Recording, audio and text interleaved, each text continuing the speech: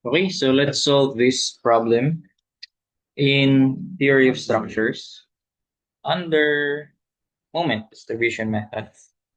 So this one's from the book ni Kasimali, Aslam Kasimali. Familiar naman siguro kayo based sa figure, di ba? Kung na-master nyo na yun ng undergrad pa, yung pag-figure out kung saan galing kinuha ng prof yung or saan ang reference ni prof sa paggawa ng problem. So, sige, so determine the number and moments of the continuous beam shown due to a settlement. Ayun, may settlement nga lang siya. So, yung iba, sinasolve to gamit 3 moment. Di ba? Mabilis din naman yun. Magano ka lang kasi 3 equations, 3 unknowns. Pag MDM gamit mo, di mo kailangan mag 3 equations, 3 unknowns. Dapat lang, alam mo yung fixed end moments. Then yung rules dito, yung pagkuha ng stiffness factor, yung ano pa yun? Relative stiffness nga or bending stiffness kasi yung distribution factor, carryover factor. At alam mo na yun, yung mga concept yun. So, i-discuss din naman natin. Okay, so ayan. So, ano first step dito? Ito yung given a three-span continuous beam, fixed-ended, then may two supports ka, internal, interior supports. Then yung B daw, nagsettle downward. Okay. So, unang step natin dyan is identify muna natin yung mga stiffness. So, dito yan. May kita tayo dyan. Para sa stiffness, ayan. So, for EI over L, kapag far end of the member is fixed, then pag far end of the member is hinged, 3 EI over L. So, ito yung sa B, yung far end niya ay fixed naman. Ditong sa C naman, yung D niya ay far end din naman ay fixed din. So, wala tayong magiging problema. So, hindi natin gagamitan tong 3AI over L. Though, pwede mong gamitin kahit ano, kahit hinged yung far end ng member, gagamitin pa rin yung 4EI over L. Kaso nga lang, mas maraming iterations yun. Okay? Compared sa ginamit mo na lang tong 3EI over L. So, sige, gawa na lang natin ng sample problem din yun. Gawa ng video. So, ayun. So, given na ganyan nga, okay. Pero para matanggal yung, mas masimplify konti kung similar naman sila, kung EI is constant naman all throughout, or kahit yung modulus of elasticity lang pala yung constant. Yan. So in this case, 70 gigapascals yan for the whole section. Okay, so pwede mo lang yung i-divide by 4E. Pag dinivide mo yan by 4E, ayan, na natita, I over L. Tapos ito, pag dinivide mo by 4E, ayun, magiging 3/4 I over L lang siya. So, kahit ito na lang tandaan mo, mas maiksi pa. 'Di ba? So, I over L na lang. Kasi, ang reason naman pagkuha mo ng stiffness is gagamitin mo sa distribution factor. 'Di ba? So, ratio naman yun. So, magka-cancel lang din yung mga constant kung ano mang meron dun. Pero itong 3/4 kasi, pag nagsama yan sila ng yung naka 4EI over L, so para lang consistent, so pareha silang dinivide by 4E. Ito pag dinivide by 4E, I over L. Pag dinivide din yun by 4E, yun, 3/4 lang yung constant, yung coefficient niya. So, ayun. Then, for the distribution factor, so basically, ano lang naman yan, stiffness ng sa joint na yon, yung sa member na yon, rather, hindi pala sa joint, all over the sum ng stiffness sa joint na yun. Ayun. So, sige, kunin muna natin yung stiffness dito sa AB. BAAB. Ano nga ba yung ano natin sa stiffness? Ang stiffness, yun yung denoted as letter K, KAB. Eto, anong stiffness natin dyan? Ang magiging ano kasi ang definition kasi natin sa stiffness is yung moment which will cause rotation sa member with 1 radian. So ayun, since fixed to, napakalaking moment yung kailangan dun. So ay magiging 0 lang din yung distribution factor dyan. Okay, so magiging 0 na lang din yung distribution. Basta kapag fixed, magiging 0 lang yung distribution factor. So, di na natin kinukuha yung stiffness doon. Dito na lang tayo sa mga hindi fixed ang far end. So, KBA. KBA. Yung member stiffness BA. Ito pala hinati natin. Kasi iba yung dito, iba rin yung paganyan. So, for KBA, I over L. I na lang natin. Constant naman eh. I over 8. Di ba? Mm. For KBC, ito, parehas lang din. KBC, I over L. I over L. 8 din. Then, ganun din yung KCB. Pare-pares pala sila lahat, no? I over L.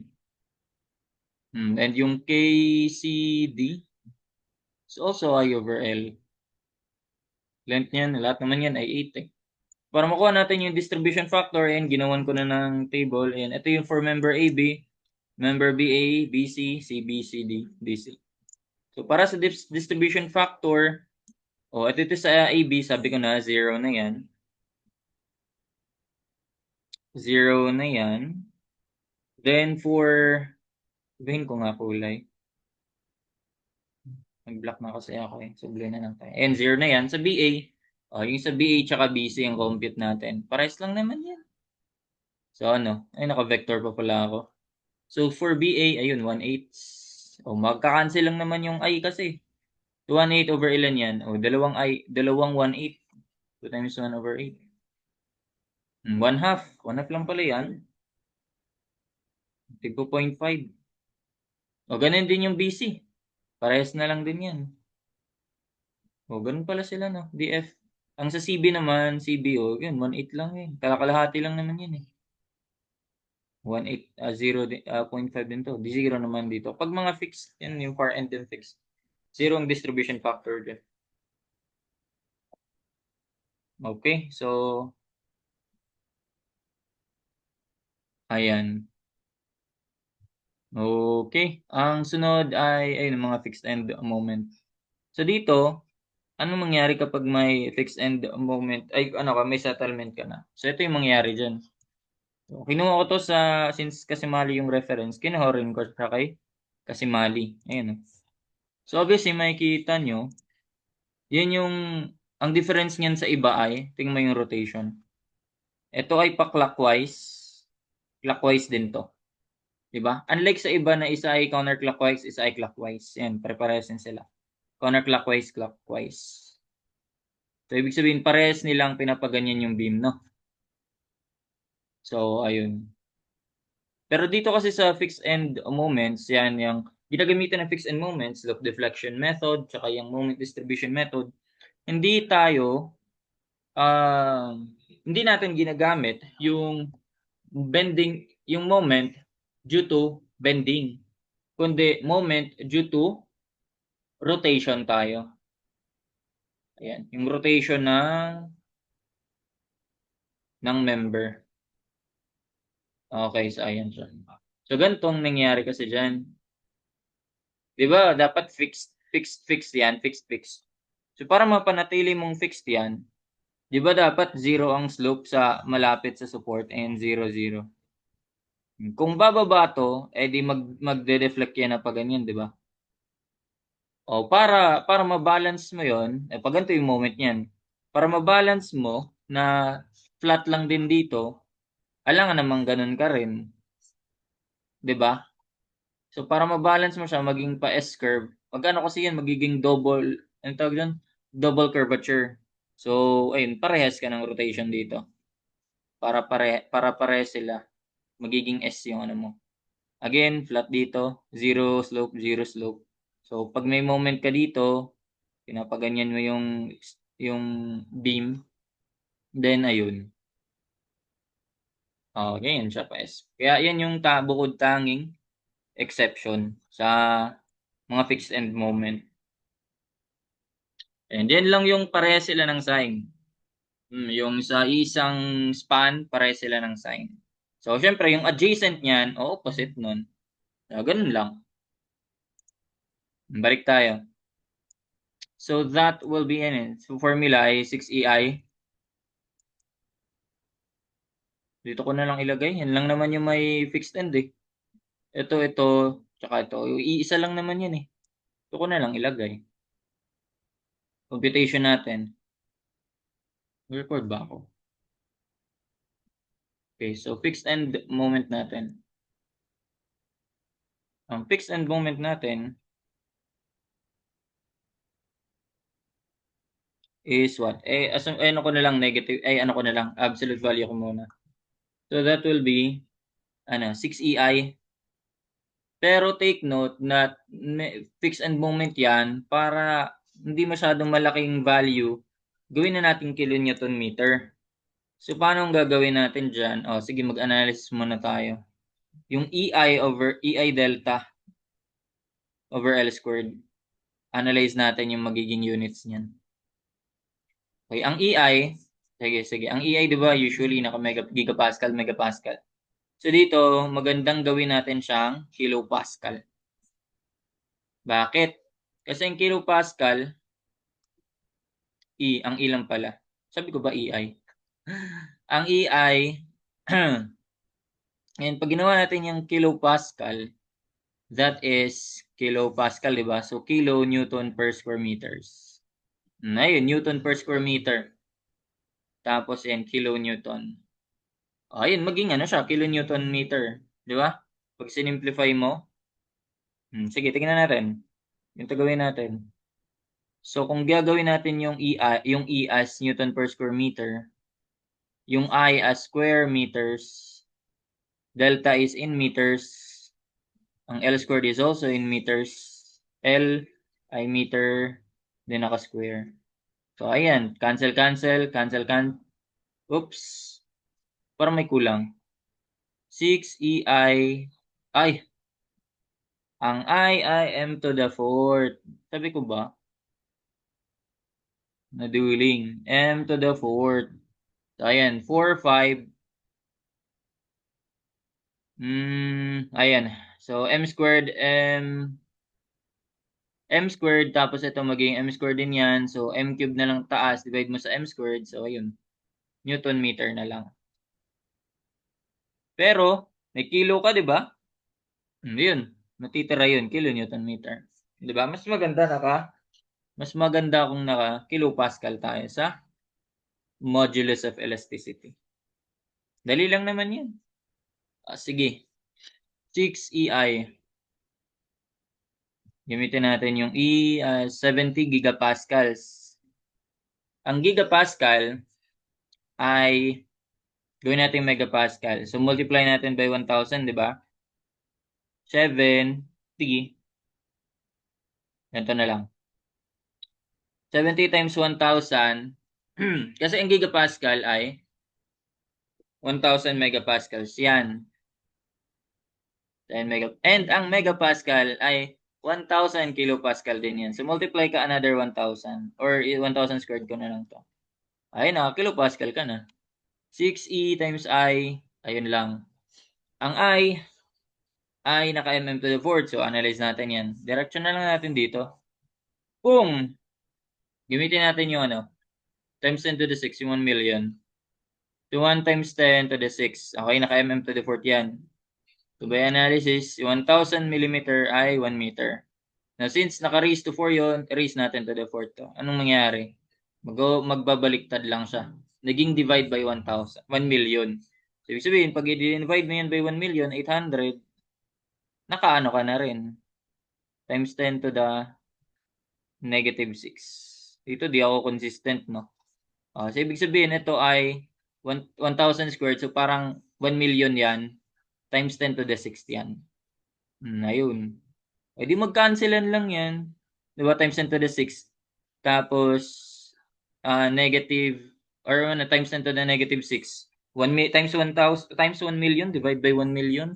Mawawala lang. 6 EI delta. Ayun yung delta na 20 millimeters or times 10 to the negative 3 ko na lang yan. Ayun. All over length. Diba? 6 EI delta over length squared. Ang length ay fixed end moment. Lahat naman sila naka-8 eh. Ayun. So, ang fixed end moment natin ay simplified na to. So, that will be 6 by 70. Wala na yun. Wala na yung times 10 to the 6 times 800 na lang yan. Times 20. 10 to the negative 3. Divide by 8 squared. 105. Diba? Kilonewton meter yan. 105 kilonewton meter. So, ang sabi, ito, ang ano pala natin dito. gawa tayong sign convention. For ganyan ay positive tayo mag-clockwise. By sign convention natin, positive tayo clockwise. Okay. Ayan, positive tayo clockwise. Okay, so ibig sabihin, ang fixed end moment ng ito yung maging rotation niya or ano, sige, baliktarin natin. Kasi ito pa lang nilagay. Gusto ko positive yung left eh. So, sundin natin tong rotation na to. Ikaw naman yan, depende naman sa convention mo yan kung pa ganyan ba una mo. Counterclockwise ka ba or clockwise? So, ito kinuha ko ito sa book. So, sundin na lang natin yung sign convention dun. So, yan na lang pala. Baliktarin natin. No? Yung gawin natin. Basta sign convention lang yan. Ayun. So, positive yan. So, fixed end moment, AB. Ayun, positive 105 kilonewton meter. And syempre, equal na rin yan sa fixed end moment sa BA. Kasi pare silang positive. Pare isang ikot lang sila. O, dito, ito yung baliktad. Parehas naman silang negative. Ang BC at CB. Ngayon, fixed end moment at BC is negative naman 105 kilonewton meter. That is equal to fixed end moment sa CB. Ayan. Okay, so meron na tayong values ng fixed end moment. So, syempre, yama. 6AI delta over L squared, parehas naman yan sila. Okay, so ano dito? 105. Positive 105. Then, negative 105. Negative 105. And syempre, dito wala. Wala namang loading dyan eh. Okay, so doon na tayo sa... Okay, so going back. Continuing. Putol. Kasi, naayos ko na lang siya. In-encode ko na. Naisulat. Glolo ko. So, sige. Ayan, so... Since may fixed end moments na tayo, check natin yung bawat joint. Ayan, so ang joint BI, imbalance na yan. And ito ang joint C ang hindi. So, yun yung need natin. I-balance. Wala naman. Lolo ko talaga.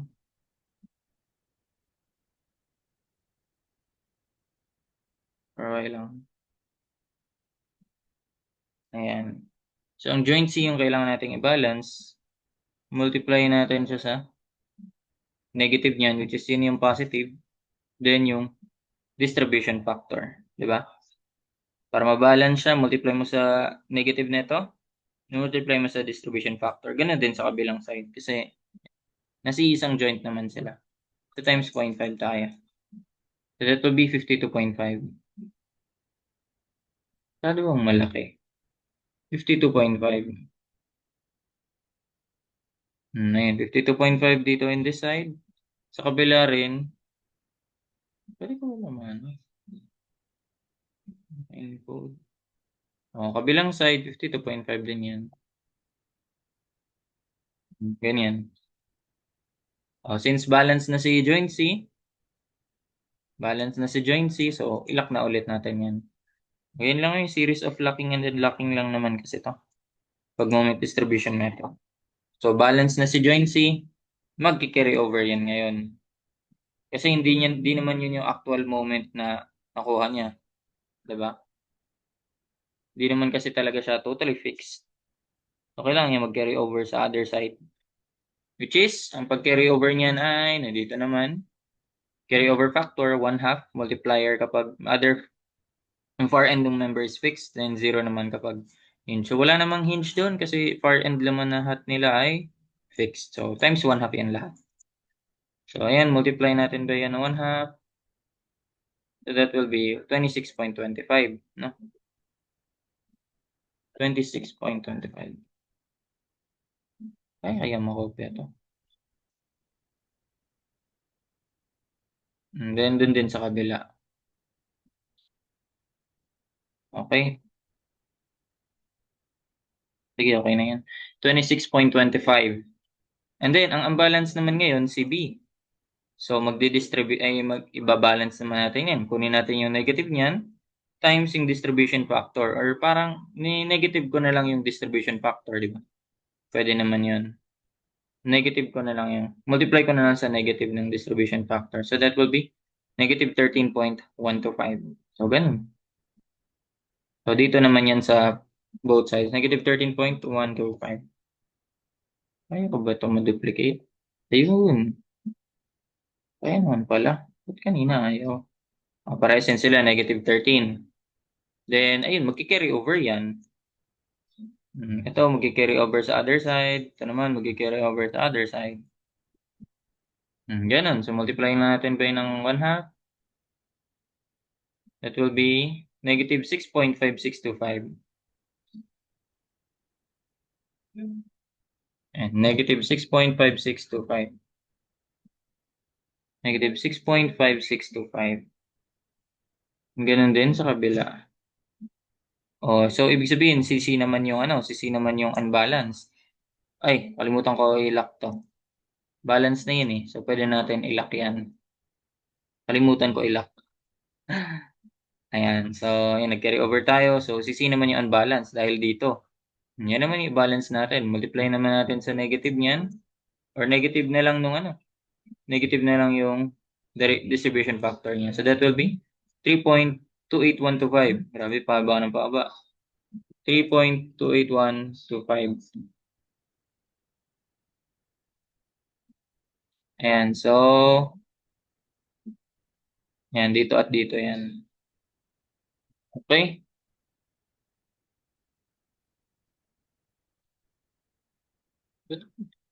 Dinilit. Oh, ayan, balance na uli. Balance naman si C. So, carry over naman tayo. Ito, magki-carry over dito. Other side. Tapos ito naman, dito, other side. Kalahati lang ulit yan. Times 0.5.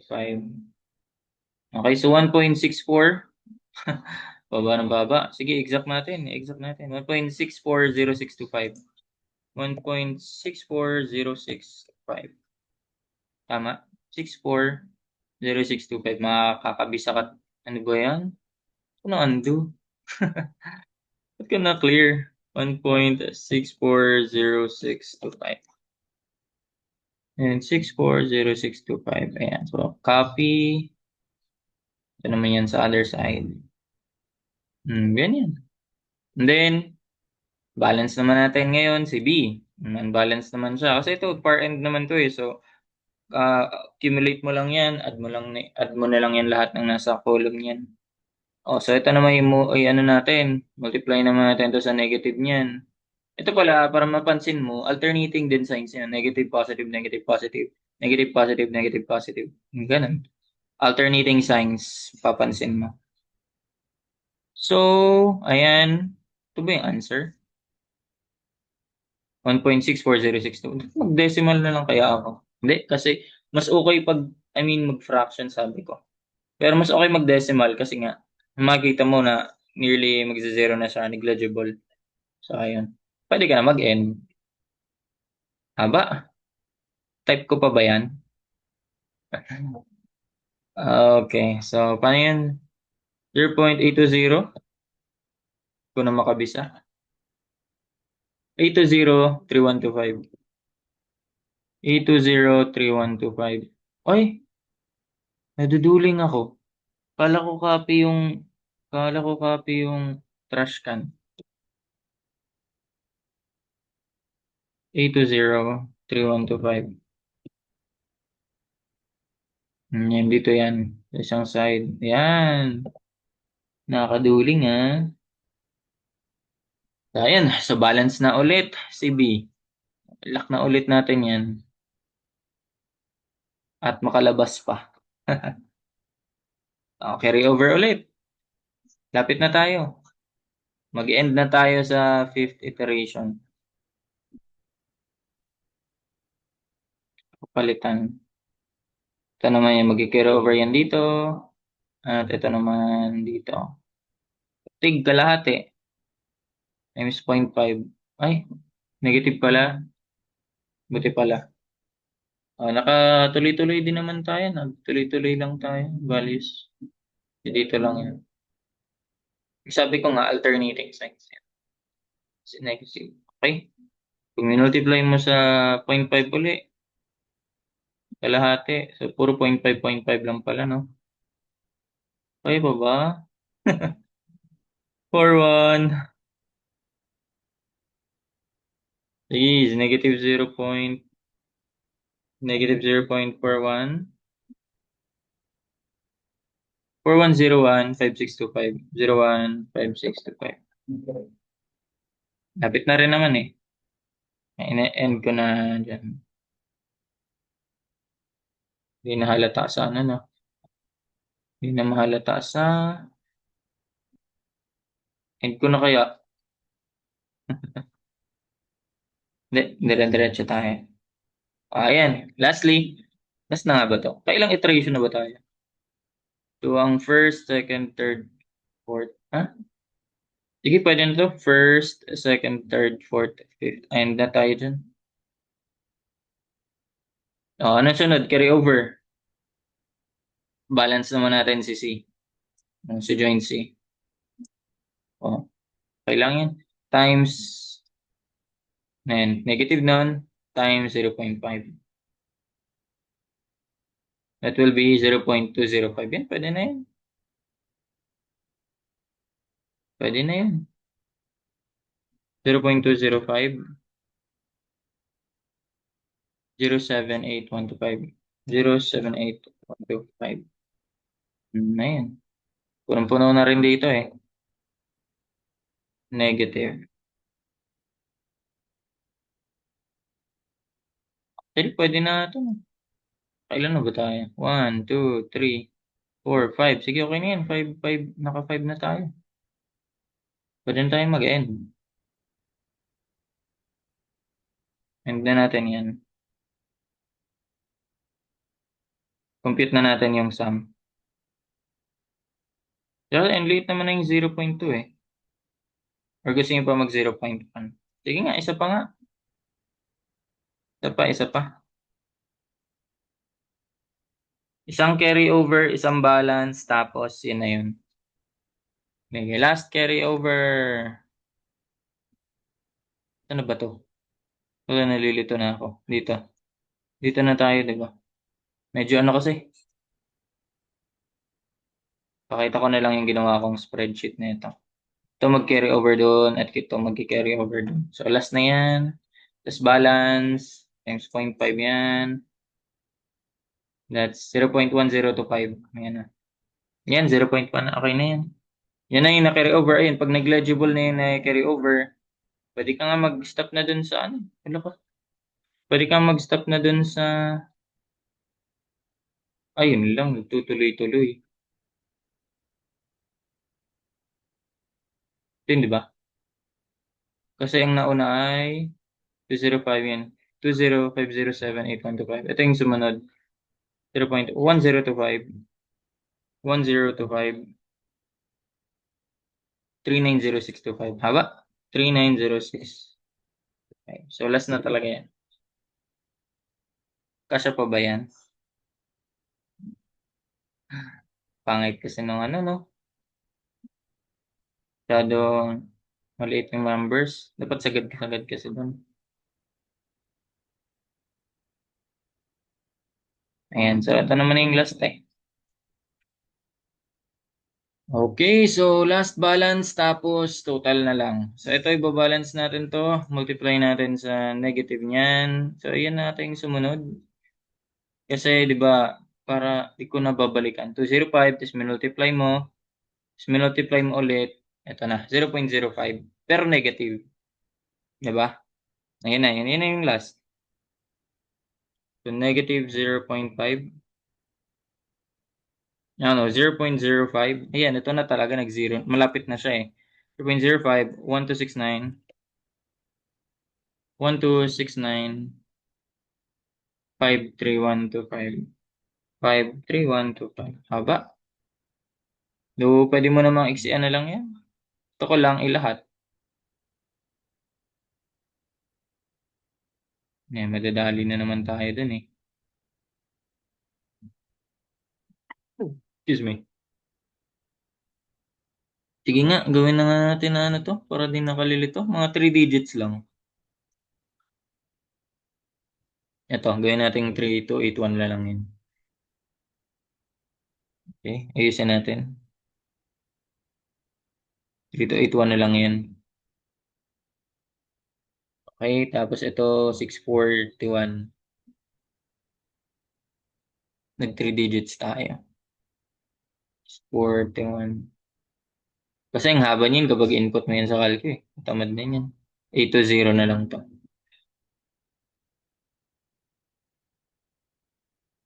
Ito 820.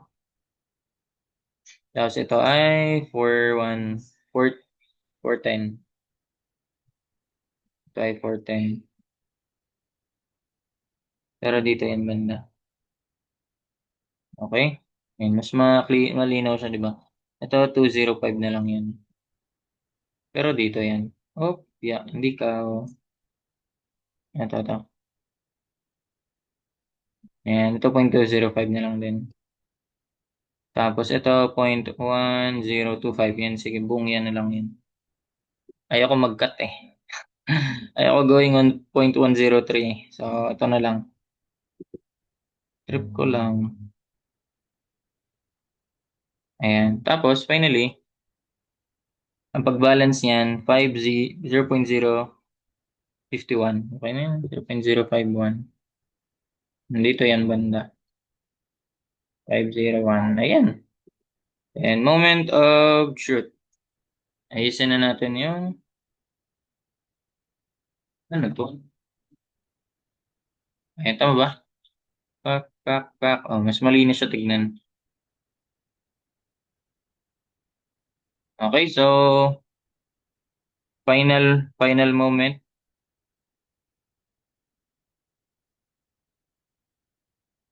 Sum na lang yan.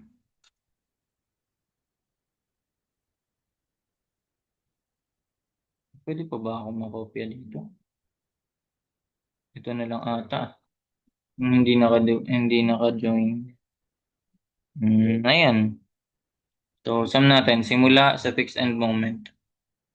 Simula sa fixed end moment, ayan, 105 plus, minus 6.5625 minus 0.410. Ayun, 98.0275. Pwede na yun. 98.0275. Dito yan, banda. Yan yung fixed end.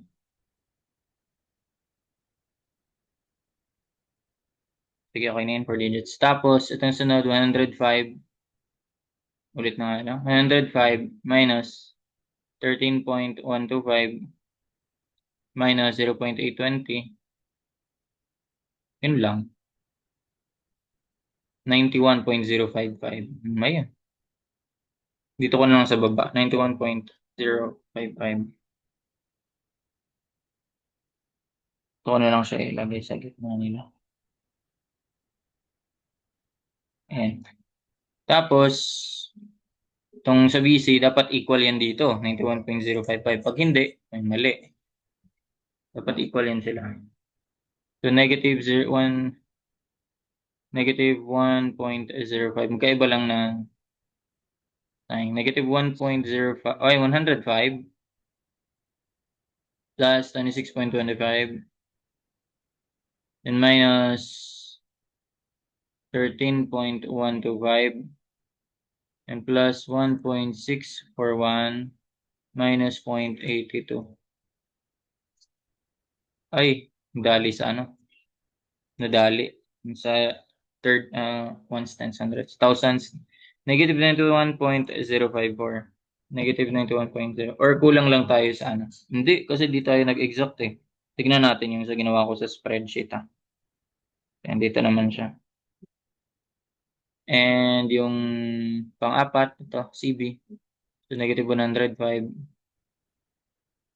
plus 52.5 minus 6.5625 haba plus 3.281 mga gitna talaga no minus 0.410 plus 0.205 plus 0.205 plus 0.1025 minus 0.051 55 55 lang 55.935 negative. Lastly, yung final two. O dito, dapat paresin sila. Nandito. Ito, mas mabilis kumpitin eh. Nag-start tayo sa 52.5 plus 3.2801 plus 0.205. Yun lang. Yun. Ito nagkakatalo sa dulo-dulo. So, 55 point. Opposite lang in signs. 55.986. Oops, 55.986.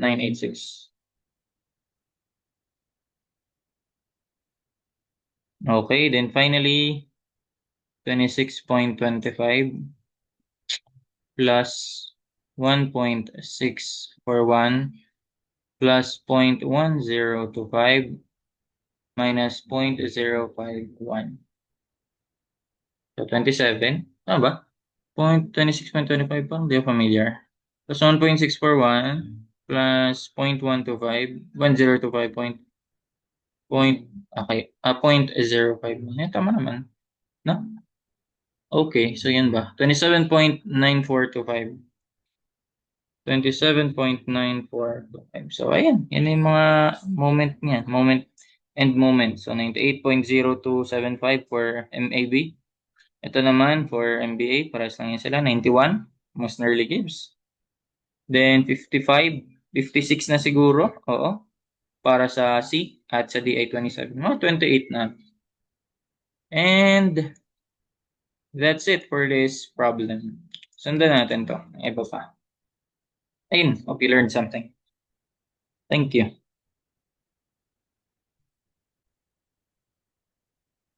Ayun, may nakalimutan pala akong ipakita. So, ito yung ginawa kong spreadsheet para dyan. Moment distribution. Bakit may ganito pa? Dami na kasi yan eh. Wala to. Delta lang meron. Naka kilopascal yung, ito naka meters kilopascal square. Mm to the fourth. So, ganito lang ka-iteration yan. Nakailan yan. Dito pa lang, zero na yung ano. Ay, hindi. Wala naman talaga dito, di ba? Carry over. Ito nga, meron nga is carry over ka 0.0 something. Ayun. So, ilang iteration lang eh. First, second, third, fourth, fifth. Actually, wala na nga ata ito eh. Hanggang fifth ka lang. Kasi ito yung first, the second, then third, and fourth, and fifth. Wala na nga to. Yun yung final moment. Ayusin ko lang. Final moment na to. Ayun. So, ganyan lang siya ka-exe. Mo-exe lang yan. 98.03. Same naman. 98. 98. Then 91. 91. 55, 56 exact. Hindi. Hindi pala exact. Then 28. 97.99 or yun na nga, 20. 28. And that's it for this problem. Hope you learned something. Thank you.